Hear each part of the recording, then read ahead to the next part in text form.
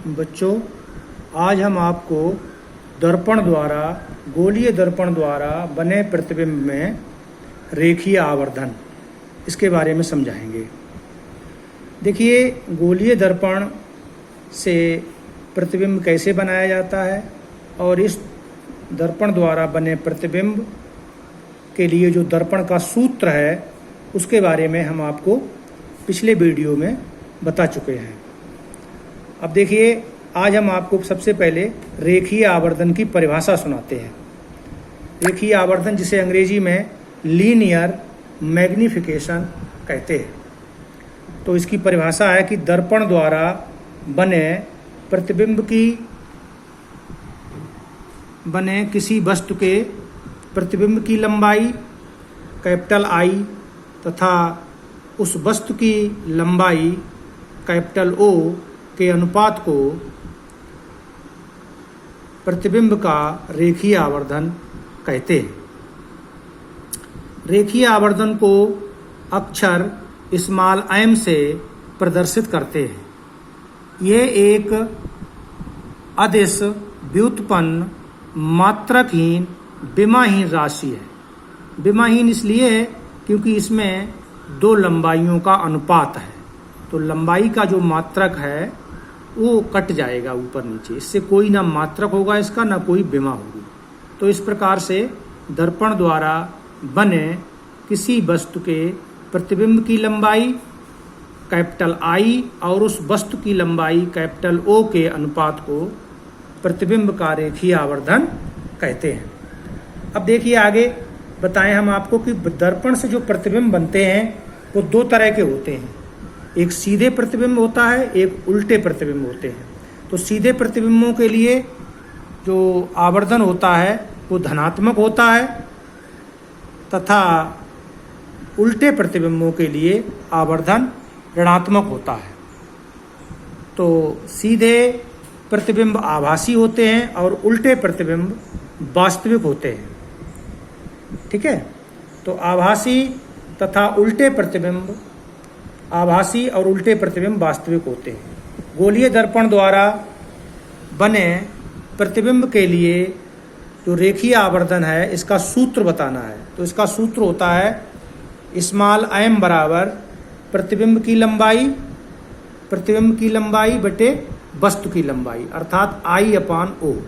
इस सूत्र को अन्य तरीके से भी लिखेंगे, m बराबर I/O बराबर -B/U, जहाँ U जो है दर्पण से वस्तु की दूरी तथा B दर्पण से प्रतिबिंब की दूरी है। उपरोक्त सूत्र में U, B, I तथा O के मान चिन्ह सहित रखने पर अज्ञात राशि का मान भी चिन्ह सहित प्राप्त हो जाता है। तो इस प्रकार से गोलीय दर्पण द्वारा बने प्रतिबिंब में रेखीय आवर्धन के बारे में आज हमने आपको समझाया है। देखिए, ये जो है टॉपिक हाई स्कूल और इंटरमीडिएट दोनों क्लास के बच्चों के लिए इम्पोर्टेंट है। इस संबंध में हम आज आपको एक न्यूमेरिकल आंकिक प्रश्न भी समझाते हैं जिसमें दोनों सूत्रों का विवरण आ जाता है। क्या चक्कर है इसमें? हाँ, अब देखिए, इसमें जो है जो न्यूमेरिकल हमने लिया है ये यूपी बोर्ड का न्यूमेरिकल है। ये यूपी बोर्ड में न्यूमेरिकल ये पूछा गया है। देखिए, बोर्ड परीक्षा 2016 में न्यूमेरिकल क्या है कि 15 सेंटीमीटर फोकस दूरी वाले अवतल दर्पण के सामने 10 सेंटीमीटर की दूरी पर एक वस्तु जिसकी ऊंचाई 8 सेंटीमीटर है रखी है। दर्पण द्वारा बने प्रतिबिंब की स्थिति तथा ऊंचाई ज्ञात कीजिए। तो इसके लिए हम सबसे पहले दर्पण का सूत्र लिखेंगे। दर्पण सूत्र 1/B + 1/U बराबर 1/F। इसका प्रयोग करेंगे।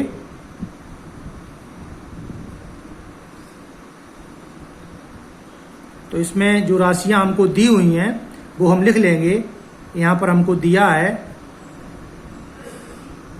u बराबर -10 सेंटीमीटर, f बराबर -15 सेंटीमीटर, क्योंकि अवतल दर्पण के लिए जो f का मान होता है वो माइनस में होता है, और वस्तु की जो दूरी होती है वो दोनों दर्पणों के लिए सामने होने के कारण माइनस में लिखी जाती है।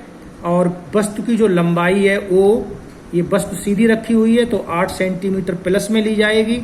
प्रतिबिंब की लंबाई आई का मान हमें ज्ञात करना है और प्रतिबिंब की स्थिति बी का मान हमें ज्ञात करना है।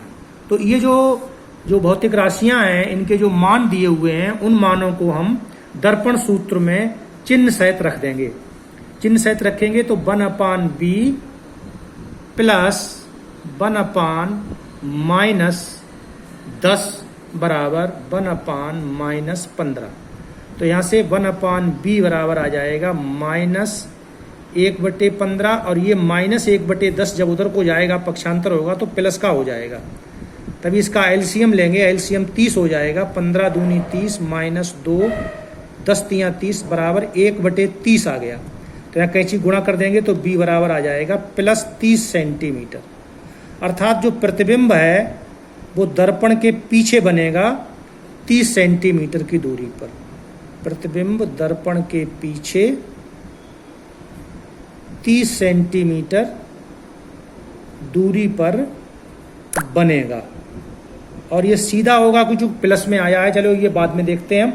अब हम इसमें रेखीय आवर्धन का सूत्र लगा के प्रतिबिंब की लंबाई निकालेंगे। तो इसमें लिखेंगे रेखीय आवर्धन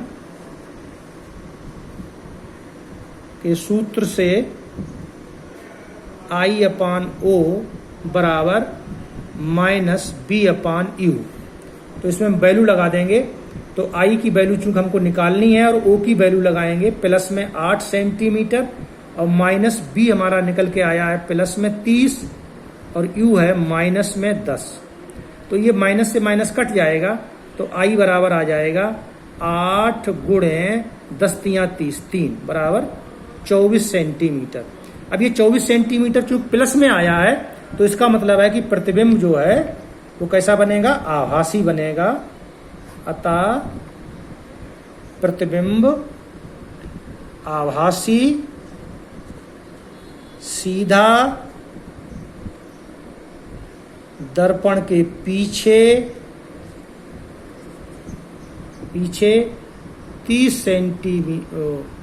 24 सेंटीमीटर ऊंचाई का बनेगा। तो इस प्रकार से ये न्यूमेरिकल है आपका। तो इसको फिर समझ लेंगे आप कि सबसे पहले हमने इसमें दर्पण सूत्र का प्रयोग किया है, और दर्पण के सूत्र में हमने जो है UF के मान जो हैं वो चिन्ह सहित रखे हैं, जिससे कि हमको V का मान चिन्ह सहित प्राप्त हो गया है। अब इसके बाद रेखीय आवर्धन से हमने प्रतिबिंब की लंबाई ज्ञात कर ली है, वो प्लस में आई है। इसका अर्थ है कि प्रतिबिंब जो है वो सीधा बनेगा। धन्यवाद।